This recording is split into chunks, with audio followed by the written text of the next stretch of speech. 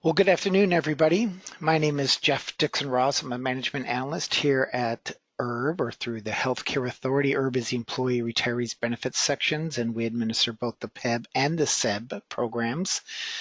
I'll be delivering the webinar information today on the SEBB program B-Series Worksheets.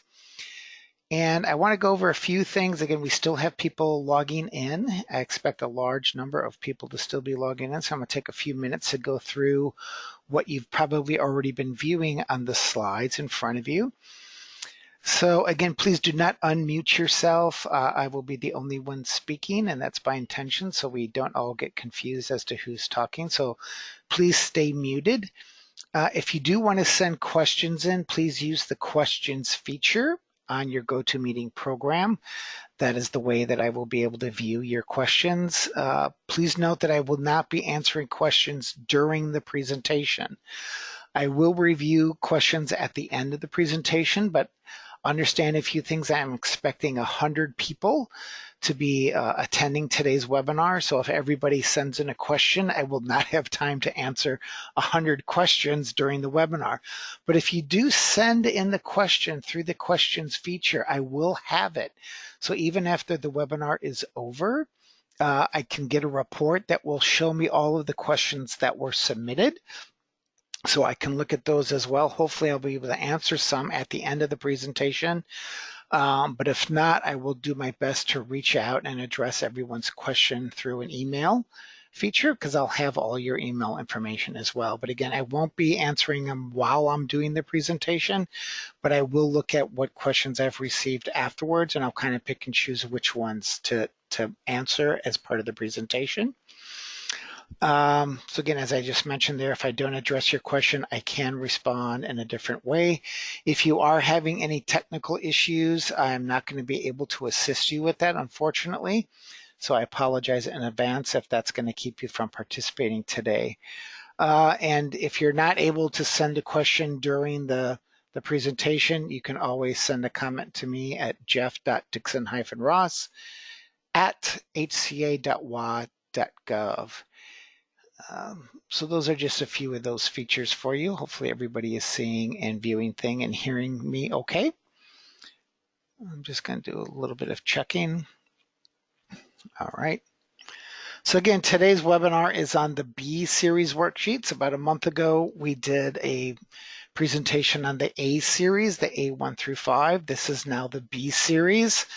After this, there'll be C-Series worksheets and D-Series, and we'll have follow-up webinars on those as well. So that's kind of what we're doing here today. So what I'm going to start with is referencing the administrative policy that's 11-1. So that's a SEBB administrative policy that says, hey, SEBB organizations must provide notice of eligibility to your school employees.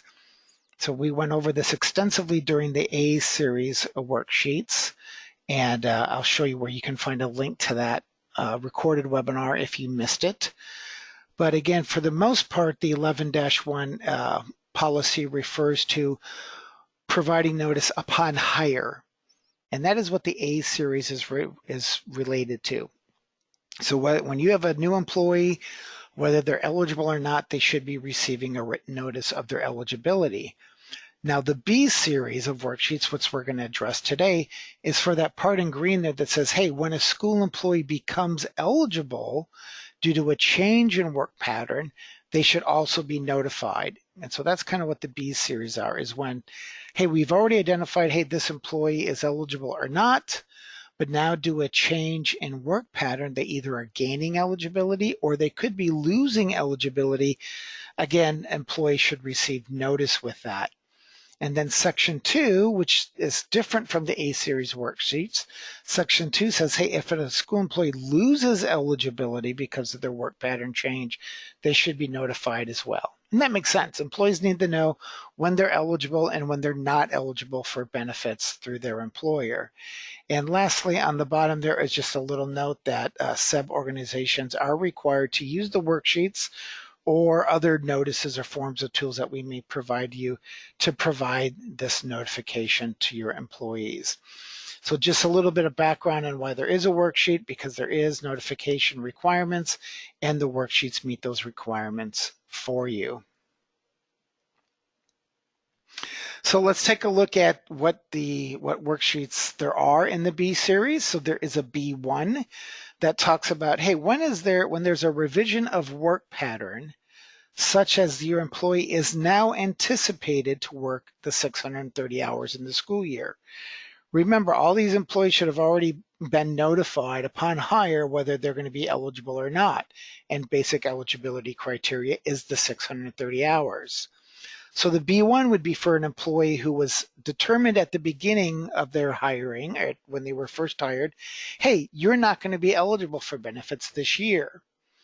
But now do a change in work pattern, and so now they're going to go from 10 hours a week to 20 or 30 hours a week. There's been a change in what they're going to be doing that's now going to make them eligible. Those employees should receive a B1 worksheet. And again, that's for employees who are not determined eligible to begin with. There's also the B2 worksheet, which is going to indicate to an employee that, hey, maybe upon hire they were not anticipated to work this 630, and there wasn't a really clear indication of work pattern change, but it turns out that they have now reached the 630-hour mark in the school year. They become eligible at that point. So the B1 and the B2 are kind of related to each other. The B1 is, hey, there's a change in a work pattern to where we can now anticipate them hitting the 630. Understanding nobody has to wait for an employee to hit their 630 hours. If they were determined to not be eligible at the start of the year, right, and now there's a change in anticipation, hey, they're going to work more days, or they've added another bus route, or something has changed, you don't have to, as a SEBB organization, wait for them to hit the 630-hour mark. They can become eligible as soon as the work pattern is changed. But for some people, there may not be a true work pattern change. Hey, you always knew they were going to be close to the 630 hours. Once that employee hits the 630 hours, they then become eligible. And that's really the difference between the B1 and the B2 worksheet. And when we go through them, you're going to see they're almost identical. They look very, very similar. Same features. It's just the scenario is a little bit different. All right. So, hey, B1, there's a change in the work pattern, then now the anticipation has changed. B2, hey, they've actually reached the 630 hours in the school year, which makes them eligible. The B3 series is kind of the opposite of the B1. The B3 is for that person who was initially anticipated to reach 630 hours, and hence they were eligible for benefits since the start of the year. But now there's been a change in the work pattern that you no longer anticipate them to work the 630. In essence, they would end up losing eligibility if this happens. So the B1 and 2 worksheets are about the employee gaining eligibility during the school year. The B3 worksheet is for that employee who ends up losing eligibility because they're no longer anticipated to work 630 hours in the school year. So those are the 3 worksheets that are related to the B series, basically where an existing employee is having a change in work pattern associated with their eligibility. Just 3 worksheets, so I don't anticipate, it's not going to take a whole lot of time to go through these worksheets, and then I will answer some questions, but there's a good chance we won't take the entire hour for this webinar.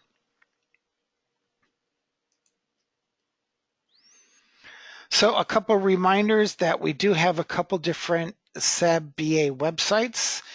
This site over here that you're looking at may look familiar to you. Remember, that site will be going down off the web shortly. It was just there to be for open enrollment. Understand the worksheets are not on this website. Lots of good information there, but it was never meant to be an ongoing. It's really just a page and not a full website. And everything that's on that site will be, if not, it's already transferred over to this site, which is the SEBB-benefits.admin's website, which will be the ongoing permanent site that you'll be using forevermore, basically. The worksheets are located on this website. And again, that's going to be the permanent one. I'm going to show you more of a close-up here. So here's what that page looks like. It's got this is the front, we call it the home page of this website. You can see there's a section on the eligibility tools and worksheets, as well as a reference to WACs and policies. Remember, I started the webinar referring to policy 11-1. If you wanted to go review that, it would be over here where if you clicked on the policy section, there would be a reference to policy 11-1. So this is the website. So what I'm going to do is I'm going to go out and click on the link to go to that website, and then we'll actually take a look at the worksheets. There we go. I'm going to give a second for it to load and make sure everyone is viewing the same information. Very good. So now I'm out at the BA website. And a few things before we get into the actual worksheets. If you notice, hopefully you're somewhat familiar with this site already. Notice in the green here, there's a link to the SEBB My Account program. Up on the menu, hopefully you're able to see my cursor. There's the notices and updates page, which will have a lot of the emails we've been sending out, the SEBB update messages, things like that are located on that page. A lot of I'm sure you've been getting lots of information now that we're full blown into open enrollment.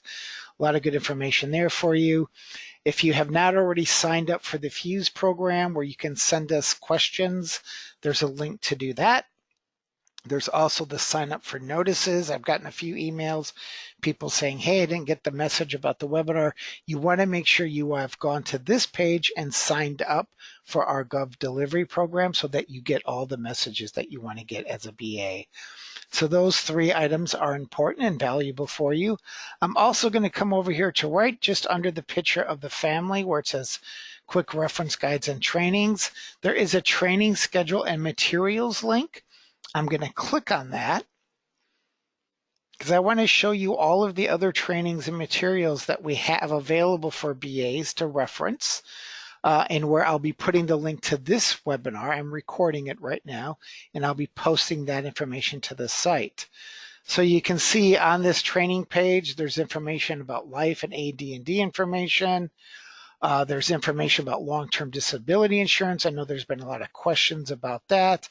There's an FAQ, and there's a billing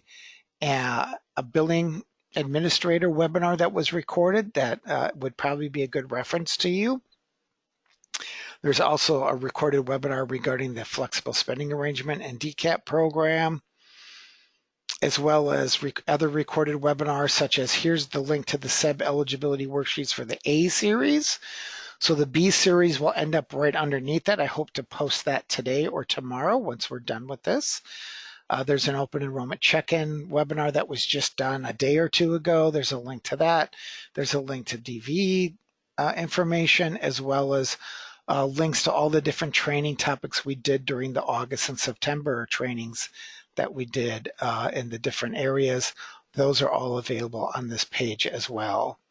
But the B series worksheet link will be right under this A series one. I just wanted to make sure everybody was aware of where that information is. So now if I go back up to kind of the top of the page here in this blue menu bar where it says, I'm not going to click on home, I'm going to click on the SEBB Benefits Administrators link, and that should take me right back to the page where we started from. All right, I'm just going to make sure that everybody's on the page. It looks like we're all good. All right, so over here to the left side of the page, it says Employee Eligibility Tools and Worksheets. I'm actually going to click on that. If you clicked on the existing employees getting eligibility, that link would work too, but I'm just going to go to the full page, and so I'm going to click right here. And it should take us to our page that talks specifically about employee eligibility tools and worksheets. All right. So, hey, there's some information that talks about determining eligibility and why we have worksheets. There's an eligibility method saying, hey, choose the appropriate worksheet for your employee situation. Click on the title of the worksheet. That will open the worksheet. complete the worksheet electronically, provide a copy to your employee. Hopefully they return one to you, and as well as save one after you filled it out for review for a hard copy to yourself. And in case we, as the program, do an audit or want to have questions about eligibility, want to be able to provide a copy showing, hey, here's the worksheet that I provided our employee. So that's all just kind of standard information. That's true whether you're doing an A series, B series, C series, D series, etc. That's kind of general guidance with just the worksheets in general. As we scroll down, there's worksheets for the A series, which we've already done for new hires. So I'm just going to kind of skim past that information. And we're going to go down to the B series again. So it says for existing employees who have a change in employment status that results in either gaining or losing the employer contribution. Right, so we've already kind of gone over. Here's the 1, 2, and 3. So again, the B1 is for a revision of work patterns such that the employee is now anticipated to hit their 630 hours. So all I'm going to do is I'm going to click on this link. Whether you're following along or not at your desk, I'm probably going to suggest that you maybe just watch, because if you try and follow along, you're going to lose what I'm doing. So I would recommend that people just follow, and then after the webinar, hey, go out there and take a look at the worksheets. That'd be a better time to do that. So I'm going to click on the B1. It's going to give me this message. At least I get this. I'm an Internet Explorer. It says, hey, what do you want to do with the worksheet? I just want to open it. Right? We don't recommend that you save the worksheets as a template to your desktop or anything, because there's a good chance these worksheets will be updated over time. Certainly almost every year they will be updated. And I anticipate as people start using them and come up with, hey, this feature's not working, or this language isn't correct, or whatever. I mean, we've had several people review these, but it's invariably there's going to be some issue that needs to be updated or changed throughout the time. So we want you going out to the site and clicking on the official worksheet and opening it. And then once you've completed the worksheet for your appropriate employee, that's when you would save it to like an employee file or something. But typically we want you to go out and open up a new worksheet in case there is a new version. You may not have known that. We want you always using the most recent version. So I'm going to maximize this worksheet. And if you're familiar at all with the A series worksheets, these are going to look just like that. It's an Excel program, Microsoft Excel Office product. The good news is you don't have to be an Excel, proficient in Excel or even a great user in Excel. It's kind of designed for you to just input basic information. So I'm just going to kind of give you a look at it. So here up at the top, it says the B1 worksheet. Gives you the title, hey, when there's a revision of work patterns such the employee is now anticipated to work the 630 hours in the school year. I'm just going to kind of scroll down to give you a sense of what's there. Not a tremendous amount. There's 40 rows of information. I'm going to come back up here and say, hey, what do we want you to do? Well, we want you to put the employee name in this field. So you always want to be able to do that.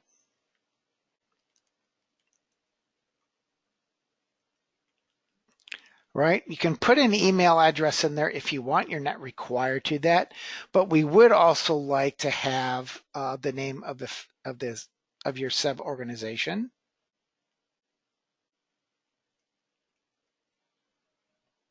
So I'm just going to put Federal Way School District in there. Very simple. You can tab or click through those fields, and there's a little reminder to make sure that you're on the appropriate worksheet.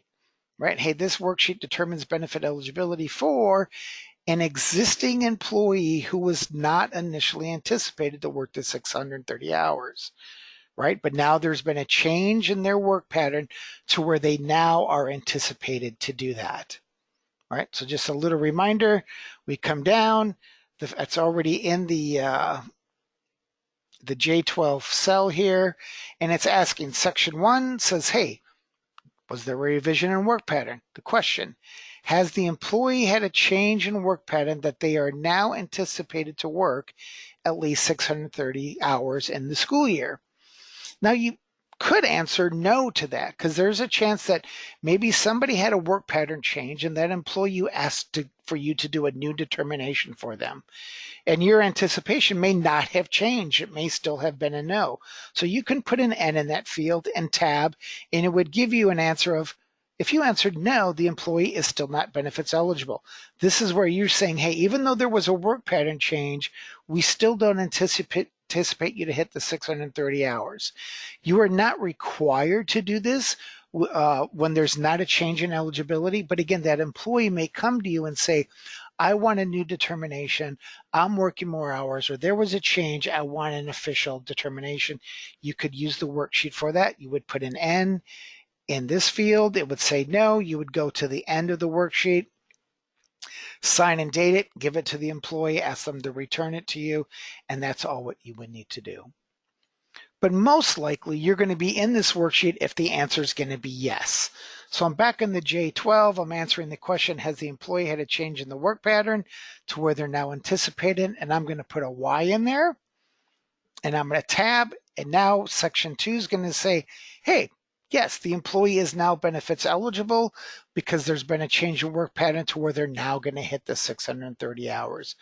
Remember, this is notification for the employee that, hey, they're now going to be eligible for benefits this year. So by putting the Y in the question field, the eligibility decision says, yes, they're now eligible, and it moves us to section 3, which is looking at a date of eligibility. So let's read that. What am I supposed to put in the date field over here, which is J18?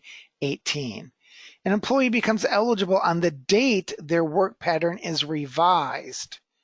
Right? So now that they're going to work the 630 hours, what was the date that their work pattern changed? So you just simply type in a date here. So I'm going to put in 01/15/20. So on January 15th, coming back from holiday break, it's like, hey, you're going to start working more hours. We're changing the work pattern to where you're now going to be eligible. If I tab down to the next field, it keeps me in the J column here. I'm in J20, and it says, hey, now when is coverage going to begin for this employee? And it tells you what to do right there. It says enter the first day of the month following the day the employee becomes eligible. So it's saying, hey, look back up into section 3. I entered January 15th as the date that their work pattern was changed. So what am I going to put in section 4? I'm going to put 02/01/20. So this person who had their pattern changed on January 15th, they become eligible the first of the next month. So February 1st, 2020 is when their coverage would begin. Hopefully that's fairly clear for everybody. But again, you as the BA are filling in those two fields. When did they become eligible? And when is their coverage going to begin? And again, by providing this to the employee, they're given that information. They now know when their coverage is expected to begin. If we scroll down a little bit, we're going to see in section 6, the worksheet also tells them when they need to do their enrollment, whether that's online or provide you with a paper copy. So by having a January 15th date, they have till February 15th to complete their enrollment for coverage that is beginning February 1st. Section 5 has some information regarding the employee. There's a link there, so if you provide this to them electronically, they can click on the link and go right into their SEBB My account to enroll. If they want to go to the SEBB webpage that talks about the enrollment process, they could do that. Again, as with the A series, the enrollment guide is not linked yet because that's not officially out there yet. We still have the initial enrollment guide because we're still in open enrollment. But once that enrollment guide is available, the ongoing enrollment guide, the worksheet will have a link to the guide there for the employee to click on. All right.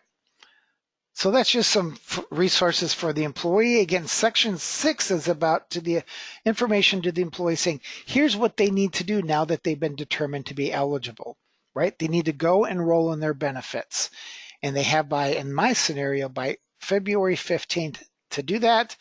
It tells them, the worksheet says, hey, they can enroll online via SEBB My account, or they can submit paper enrollment forms, and that's for their medical, dental, vision, life, AD&D and LTD information. For their life and AD&D information, they do have to to enroll in supplemental.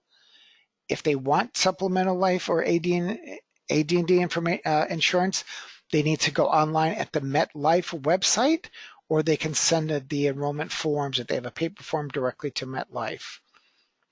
Right? And then the last piece there, to enroll in supplemental life or LTD insurance. Again, there's some guidance there for them on how to do that. Sorry, I scrolled a little too fast. Let's see if I can get this right in there.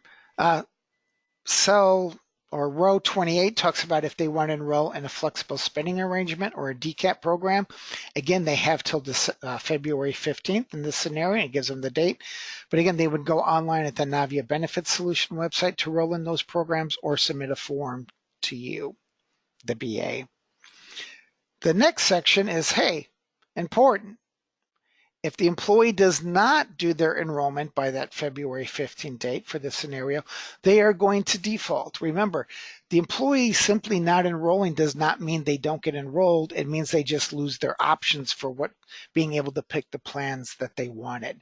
So it gives them some information. Hey, if you don't enroll, you're going to default to this coverage. Dependents will not be enrolled. That's probably the biggest issue. In addition, if they default, there'll be a $25 tobacco surcharge. And they could end up needing EOI if they want to enroll in supplemental LTD or life insurance later on. Section 7 is simply the section that tells the employee, hey, I've reviewed the information. I can access rules and guidance at this link right here, that if there's a change in their eligibility, they will be notified by you, the employer. The employee can ask to have their eligibility reevaluated at any time, and it gives them information to appeals processes and a link to the SEBB page that talks to them about how would they go about doing appeal. Right? That could be whether they're eligible or not eligible. An employee could say, hey, I don't think I am eligible. Not typically the case, but that could happen. And then, of course, lastly, there's a section for the employee to sign and put the date. A section for you, the benefits administrator, or whoever is doing this for your organization, to put their name, their agency code, and the date that you completed this worksheet and provided it to the employee. So this date up here for the employee would be when they sign it and give it back to you.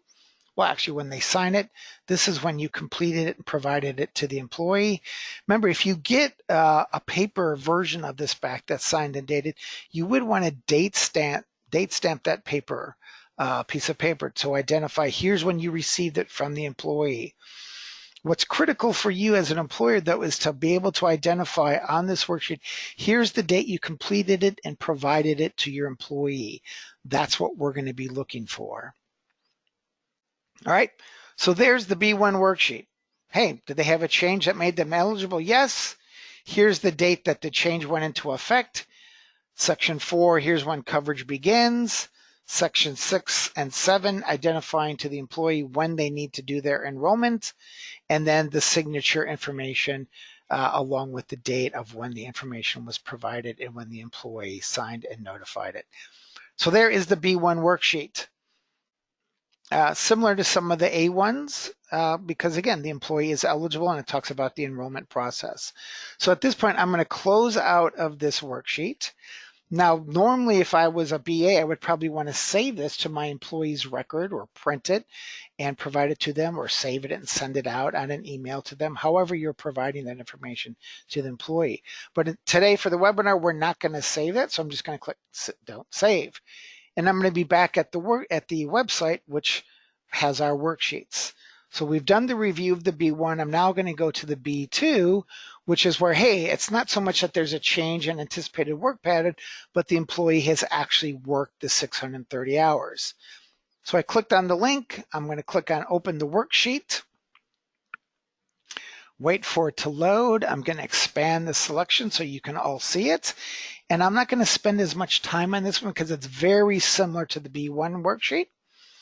But again, the B2 says, hey, now the employee has actually worked their 630 hours. So once they've hit that mark, they are now eligible for the remainder of the school year. Again, there's a section for the employee name, the email address if you want, a section for the SEBB organization, a reminder about why you would be using this worksheet. Hey, an existing employee who was not initially anticipated to work 630 hours has now actually worked the 630. All right, I'm in the right one. The section 1, review of hours worked. Has the employee actually worked the hours? So normally you're going to put a yes in there again.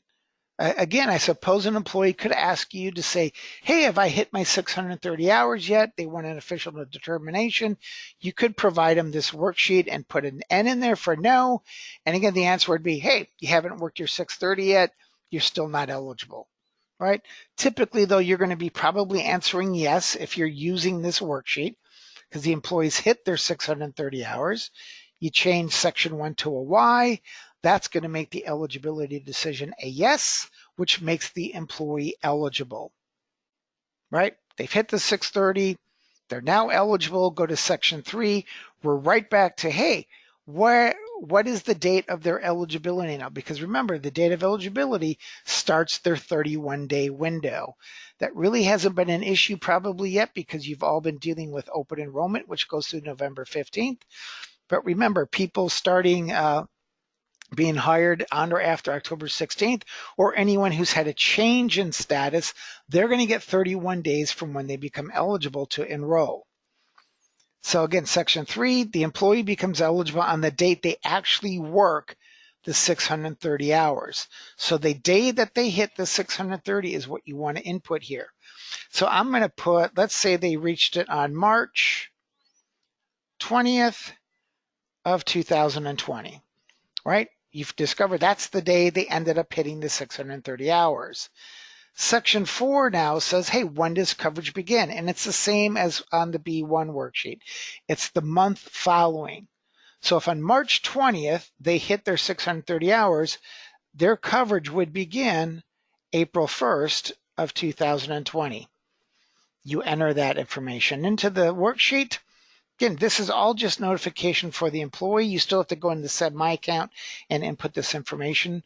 But again, this is just notice for the employee that they were eligible starting March 20th. Benefits will begin on April 1st, and they will have until April 20th to complete their enrollment. Section 5 is exactly the same information that was on the B1 worksheet.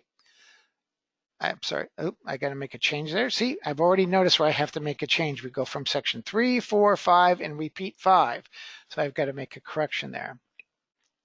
So 5 is the resources. 6 will be the submission dates. Exactly the same information that was on the B1 worksheet. Again, just kind of notifying the employee, hey, you need to go do some enrollment, otherwise you're going to default. And it tells them the date they have to complete their enrollment by. All right, section 6, which will end up being section 7 after I make the change, again, is exactly the same as the B1 worksheet. It just says the employee, hey, I've read this information, I know where to go get rules information, and I can submit an appeal if I don't agree with it. It has a section for employee signature, sub-organization signature. Again, very, very similar. The B1 and the B2 are very similar. It's just the scenario. The B1 is, hey, there was an anticipation of change. The B2 is, hey, the person's actually hit the 630 hours. All right, so I'm going to close out of that. Again, hopefully that went well. Very similar to the B1 on how you fill out. Relatively simple. You just have to come up with the date that they hit the hours, and then coverage begins the next month. So I'm going to close out of that worksheet. I'm not going to save it. Again, you would want to probably save a version with the employee information on there. All right, so our last worksheet in the B series is the B3. So I'm going to click on the B3, and remember the B3 says, or the scenario is, let this all get up there. This time there's a revision of work patterns such that the employee is no longer going to hit the 630 hours. So this is different. This is where an employee's already been told, yes, you're going to be eligible. They're probably already enrolled in benefits. As long as they haven't hit the 630 yet, they haven't worked at 630, they could still end up losing eligibility if there was a change in their work pattern. So just the opposite of the B1. The B1 said, hey, you weren't eligible, but now there's been a change to where you meet eligibility. The B3 is for the person that's, hey, we thought you were going to be eligible, but now we've reduced your hours. Instead of working 5 days a week, you're going to work 3. Instead of having 4 bus routes, you're going to only have 1. Whatever that change is, that's not going to allow them to hit the 630 hours. Understand, if someone's already been paid for the 630 hours, this worksheet would not apply to anybody because they've already done it. There can be no change to anticipation. They've already worked the 630. So this is the scenario where, hey, the employee's enrolled, they haven't hit 630 yet, they could end up losing eligibility based on a change of work pattern to where the anticipation is gone. But again, the worksheet looks very similar. Spot for the employee's name, the email address, the SEBB organization. Again, a worksheet reminder just to help you make sure you're on the worksheet. The reminder says, hey, this is for an existing employee who was initially anticipated to work 630, but has had a change in revision in the work pattern to where they are no longer anticipated. You with me? Okay. So let's go down to section 1, revision in the work pattern. Now the question is, has the employee had a change in work pattern that they are no longer anticipated to work 630 in the school year? So again, unlikely you would be putting a no in here because again, if they haven't had a change, there's no reason to give them the worksheet.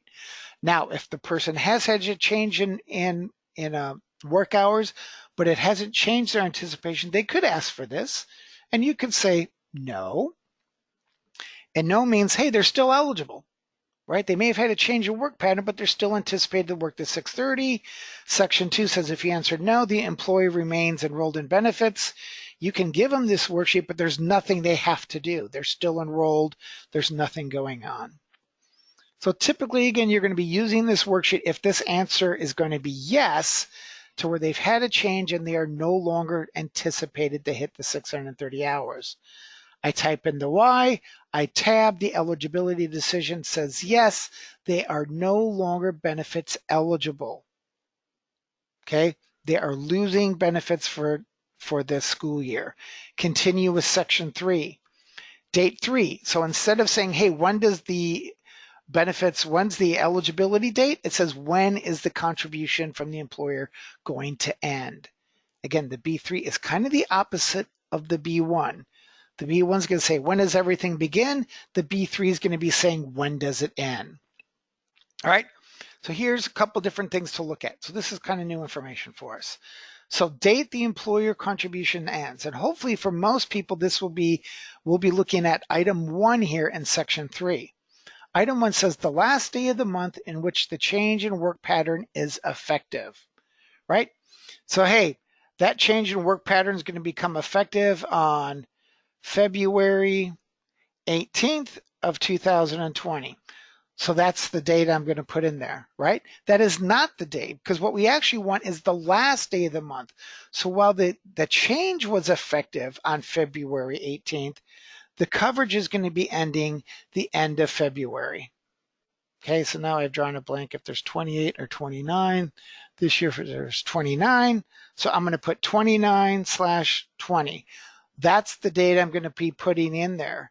The end of the month. So if the employee is told on February 18th that, hey, we're changing your work pattern, you're not going to be eligible anymore, they still get benefits for that month.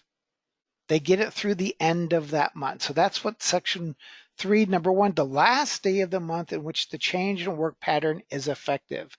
So again, this is notice to the employee that, hey, I'm going to have benefits through that month.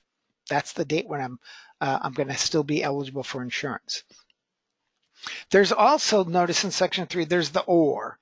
Hey, because there might be the scenario, what if you find out afterward, you as the BA finds out the next month that, hey, this employee actually had a change in their work pattern the previous month, but you've already taken the deduction for their premium for that month. So number 2 says the last day of the month for which premiums were deducted, if you deducted the employee's portion after the employee was no longer eligible. So let's say that the employee was actually notified on the 18th that, hey, there's going to be a change in work pattern, but you as the BA or HR, whoever that is, isn't notified, or you don't find out about it till March, right? So you've got it in March. They had the change in there, right? So in this case, and that scenario, since you've probably already pulled the deduction for that employee on that February paycheck for March's coverage, they would actually have benefits. Their benefits would end 3/31-20. All right, the last day of the month for which premiums were deducted. So if their premiums on their February paycheck were for March and you already deducted that, you took that out, that's when their coverage would end. All right, so again, it could be a couple different dates there, but understand that this section is not to give employees benefits in the future. This is where, hey, eligibility had already been lost and we already pulled a premium. They get it for the month in which the premium was deducted. So that's the big difference here between the B1 and the B3. On the B3, we're just telling them, hey, here's when coverage ends. And again, notice for them, you still have to go in to set my account and terminate the coverage, but there's the date for you. So now I'm going to go down and look at section 4. And now instead of all this information for the employee about what do they have to do about enrolling, it's information about continuation coverage, likely COBRA coverage for this employee, right? Because their employer-sponsored coverage is ending. What options do they have to be able to continue coverage? So this is just kind of a heads up for them. It talks about, hey, they're going to receive notification from SEBB, from the SEBB program, not from you. So you're going to give them this worksheet, but this is not their official documentation to sign up and enroll in COBRA. It's a heads up for them. It tells them, hey, about no later than 14 days after your benefits are terminated in SEBB My Account, this employee should be getting an election notice for COBRA. All right, so in this case, what I did up here, they were ending, the termination was March 31st. Sometime in April, they should be getting a notice in the mail from the SEBB program. Again, not the BAs, not the SEBB organizations. This is what's new with SEBB is we, the program, are now administrating COBRA or continuation coverage for your employees. All you have to do is go in and terminate the employer coverage. We then, as a program, pick up the continuation coverage. So again, section 4 is just information for your employee to know what are some of the options they're going to have if they want to do this or not. So they can choose to self-pay coverage. They're going to have 60 days from either when their coverage ended or from the date on the election notice that they received from SEBB in order to, they got 60 days to let the SEBB program know, hey, I want to enroll in continuation self-pay coverage. There's also information if they want to continue some of their life insurance. Understand that's all going to be through MetLife. That's not going to be through the SEBB organization. You don't have to deal at all with it. You're just terminating their coverage. It's up to the employee to work with MetLife if they want to continue that. That's also true if they've enrolled in the medical flexible spending arrangement, an FSA. They would work through Navia Benefit Solutions if they want to continue making that contribution to that program. Understand they would get a separate COBRA form from Navia upon losing the employer contribution.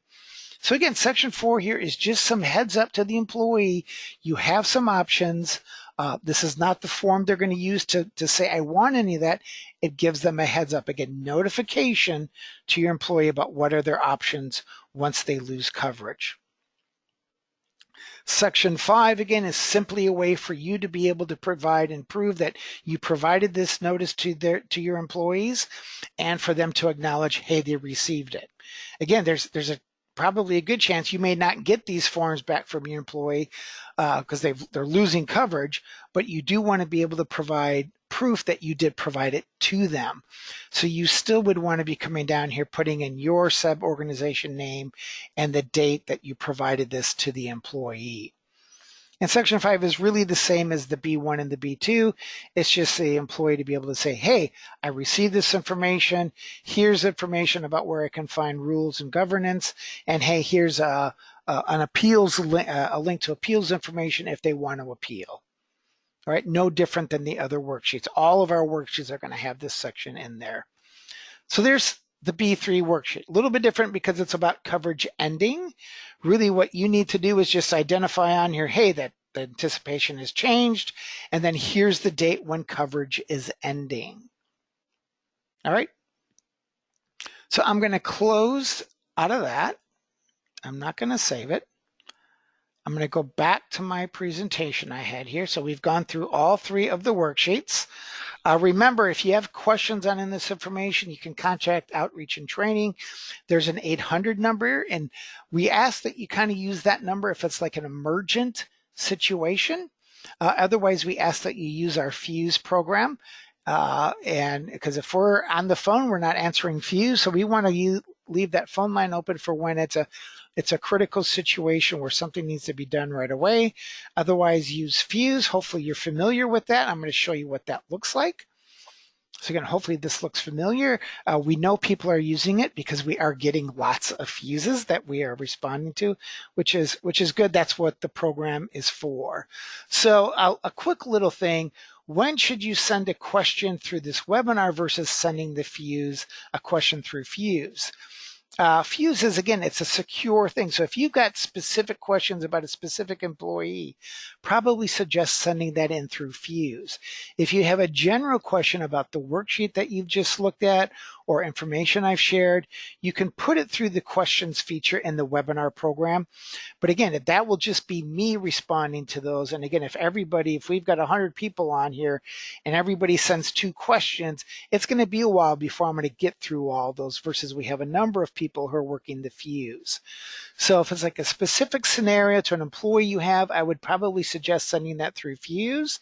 If it's a question about the technical aspect or just using a worksheet in general, and you have an opportunity to send that through the questions field now, that would be good. All right, so hopefully that helps a little bit.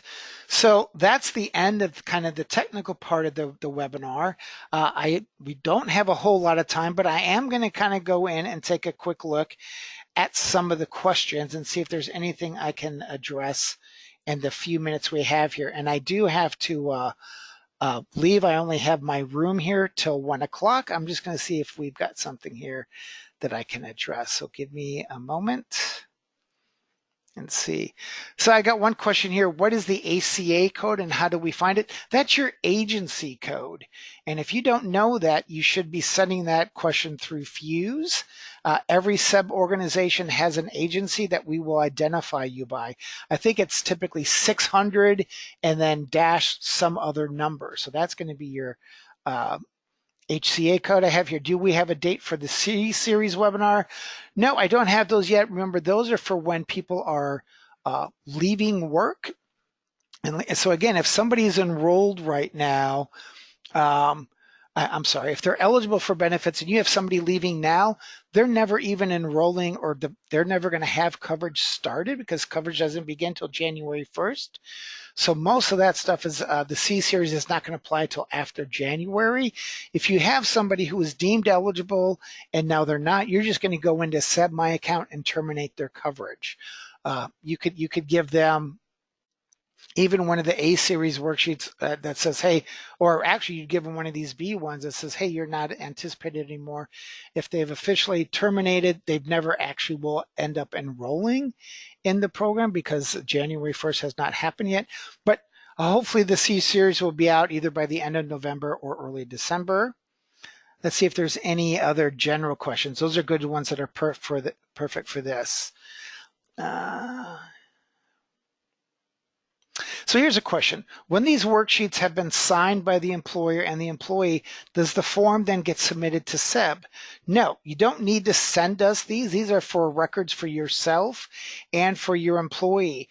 The only time you would be sending us a worksheet is if you're probably getting, if we do an audit or if there's a question on, if the employee says, submits an appeal, and says, hey, I received late notification or I received no notification from my organization, that's when we, the SEBB program, would reach out to you as a BA and say, hey, Joe here is saying they never received notification. Please show us what you have on file for the notification you provided to this employee. But no, in general, you do not need to be sending us every time you submit or complete a worksheet for somebody. We don't need 150,000 of these forms coming to us. It's really for you and for the employee.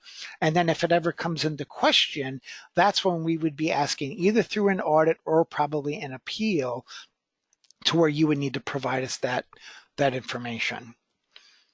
So hopefully that answered that one. Let's take a look here. All right, so there's some kind of accounting questions. I'm going to take those and address those separately. Let's see if I've got anything else.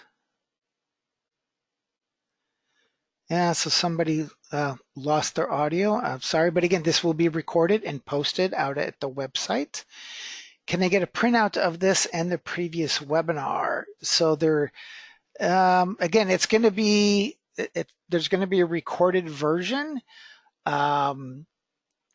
This is for Kelly. I'll reply to you specifically, so you will be able to view it.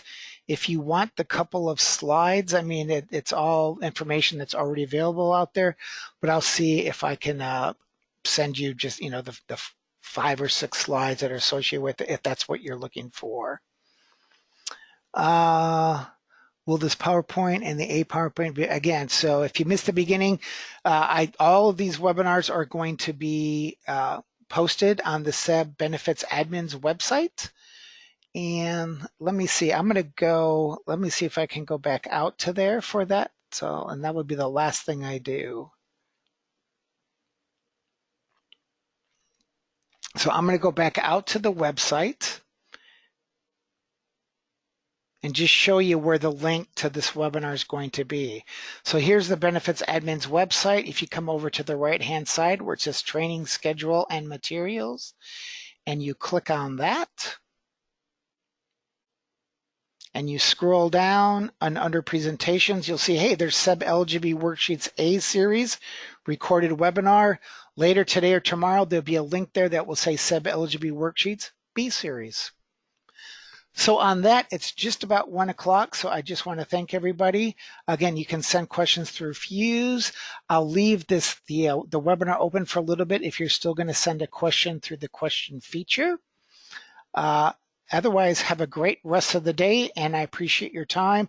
I do believe that I'm going to be sending out a follow-up kind of evaluation to this webinar. So if you get that and you have the time to complete that, I would appreciate your feedback from that opportunity.